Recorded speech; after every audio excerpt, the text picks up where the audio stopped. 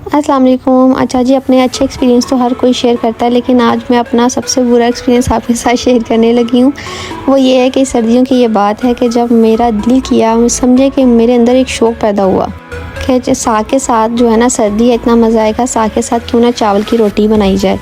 वैसे एक जगह मैंने वीडियो देखी थी कि अगर आप मिक्सचर को इस तरह से बना लेंगे, गर्म पानी में थोड़ा सा ऑयल, देसी घी और नमक डाल के, तो बड़ा मज़े का जो है ना टेक्सचर तैयार होता है और उसको आप जो है ना आसानी से बना सकते हैं। तो एक तरफ मैंने जो है ना साग को गर्मा गर्म तड़का लगा लिया और दूसरी तरफ जी मैंने बनाना शुरू कर दिया। अच्छा जी, पहले जो मैंने डाला मिक्सचर वो इतना बैड था कि मतलब वो नॉन स्टिक पैन के साथ ऐसा चिपका कि वो उतरा ही नहीं। खैर वो वेस्ट हुआ। उसके बाद मैंने सेकंड ट्राई ली कि मैं पहले जो है ना वो देसी घी डाल ली थी, उसके बाद मैं मिक्सचर ऐड करूँगी। अच्छा जी, तो ये किया। इसके बाद जो है ना इसका एक्सपीरियंस भी इतना बैड था कि ये भी सारा पैन के साथ चिपक गया। खैर अब ये थी मेरी थर्ड ट्राई, जो कि शुक्र अल्लाह का कुछ बेहतर थी। सो जो है ना वो कुछ इस तरह से तैयार हुई कि ये मैं आपको दिखा रही हूँ। इस तरह से वो कुछ तैयार हुई थी कि बड़ी सॉफ्ट सी, नरम सी ये चावल की रोटी बनी थी। सो मैंने कहा इसको मैं एक बाइट लेके देखती हूँ कि खाने के लायक बनी भी है या नहीं। इसको मैंने जो है ना खड़े खड़े जो है ना एक बाइट लिया। इसको मैंने जो है ना टेस्ट किया कि ये इसको खाया भी जाएगा या ये बाद में पहले की तरह इसको भी मुझे वेस्ट करना पड़ेगा, मैं मज़ीद रोटी बनाऊँ या ना बनाऊँ। खैर कुछ काबिल कबूल थी। सो मैंने इस तरह की कुछ रोटियां बनाई और मैंने और मुस्तनसर ने फिर बैठ के जो है ना साग के साथ ये चावल की रोटी बनाई। एनीवे मेरा फ़र्स्ट एंड लास्ट एक्सपीरियंस था। सो ऐसा एक्सपीरियंस मैं ना तो दोबारा करना चाहूँगी और ना ही मैं ये किसी को रिकमेंड करूँगी कि कोई चावल की रोटी इस तरह से बनाए जैसे आज मैंने बनाई थी और मेरे साथ बहुत बुरा हुआ। अच्छा, फिर यह था कि सर्दियों में जो ना धूप के अपने मज़े हैं और धूप के कितने बेनिफिट्स हैं सर्दियों में, ये तो माशाल्लाह से सब खूबी जानते हैं। अच्छा, ऐसा था कि सर्दी में हम लोग तो धूप में बड़े शौक़ से बैठते हैं ना धूप लेने के लिए, मगर अर्शमान को धूप में बिठाना बड़ा मुश्किल काम था। वो बहुत ज़्यादा इरिटेट होता था। तो ऐसा होता था जब ये सो जाता था तब मैं इसको धूप में लिटा देती थी और जब ये उठ जाता था तो मुझे पता था अब इसने मज़ीद तो यहाँ लेटना नहीं है, तो मैं इसे उठा के अंदर ले आती थी बेड के ऊपर। सो फिर कुछ देर बस ये खेलता रहता था। मैं चाहती थी जब ये थोड़ा सा थक जाए ना, ज़्यादातर मैं ऐसा भी करती थी जब से मैंने सुलाना होता था ना तब मैं इसको इस प्ले मैट पर लेती थी और जब ये थक जाता था ना तो फिर मुझे इसे सुलाने में आसानी हो जाती थी। अच्छा, इस मैट के साथ इसने ज़्यादा देर तो नहीं खेला क्योंकि मेरे ख्याल से मैंने थोड़ा सा लेट ही स्टार्ट करवाया इसको। सो एनीवे मैंने अपना कुछ थोड़ा बहुत शौक़ पूरा कर ही लिया था। एनीवे जी, अब आपको मैं बताती हूँ कि ये सारी प्रिपरेशन मैंने की केक के लिए और आज मैं आपको बताऊँगी केक की एक रेसिपी और सबसे बड़ी आज मेरे लिए खुशी की बात थी जो मैं आपको आगे बताऊंगी। अच्छा जी, ये केक में हम प्रिपेयर कर रहे हैं आज बर्थडे के लिए। और बर्थडे किसकी है? बर्थडे आज दो लोगों की थी, मलाइका और हाशिर की।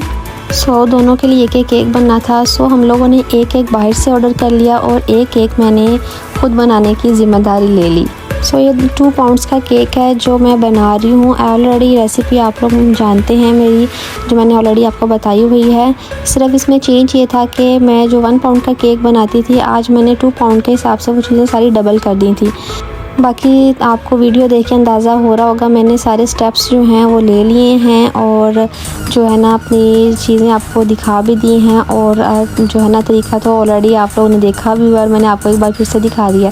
अच्छा जी, यहाँ पर मैंने बेकिंग पाउडर ऐड कर दिया और यहाँ पर मैंने 2 कप मैदा भी मैंने ऐड करके उसे एक ही वे में अच्छे से जो है ना मैंने मिक्स कर लिया ताकि इसके अंदर कोई लम्स बाकी ना रहें। तो यहाँ पर जो मेरा बैटर था वो अच्छे से रेडी हो गया हुआ था। सो मैंने मोल्ड को जो है ना ऑलरेडी मैंने बेकिंग पेपर के साथ जो है ग्रीस कर लिया हुआ था। सो यहाँ पर जो है ना मैंने सारा बैटर जो है वो मैंने मोल्ड के अंदर पोर कर दिया और पतीला मैंने ऑलरेडी प्री हीट होने के लिए रख दिया हुआ था। अच्छा जी, सारा बैटर जो है ना वो मोल्ड में पोर करने के बाद आपको मैंने पहले भी बताया था कि इसे अच्छे से टैप कर लेना चाहिए ताकि अगर कोई एयर हो तो वो बाहर निकल आती है। अच्छा जी, इसके बाद हम लोगों ने जो है ना मोल्ड को पतीले के अंदर रख लिया और इसको मैंने जो है ना बेकिंग के लिए रख दिया। अच्छे से मैंने दम लगा दिया और मैंने 1 आवर के बाद ऑलमोस्ट इसे चेक कर लिया था टूथपिक की मदद से और केक ऑलमोस्ट अल्हम्दुलिल्लाह बिल्कुल रेडी हो चुका था। फिर इसे मोल्ड से सेपरेट करने के बाद इसका बेकिंग पेपर जो है वो हम लोगों ने इस केक से सेपरेट किया। और ये देखें जी कितना अच्छा केक मेरा रेडी हो चुका है। ये देखें चुटकी बजाई और हम लोगों ने केक को 3 लेयर्स में सेपरेट कर लिया। अब बारी आती है व्हिपिंग क्रीम की। हम लोग व्हिपिंग क्रीम मैं ये अपनी फ़र्स्ट टाइम तैयार करने लगी थी। आप यूँ समझे कि ये मेरा फ़र्स्ट क्रीम केक था जो मैं बना रही थी आज।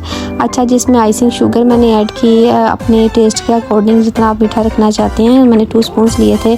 सबसे मेरी आज खुशी की बात ये थी कि मेरी क्रीम जो मैंने फ़र्स्ट टाइम बनाई थी वो इतनी अच्छी रेडी हुई। बीच में ना थोड़ा सा कोको पाउडर ऐड कर लिया उसको फ्लेवर देने के लिए।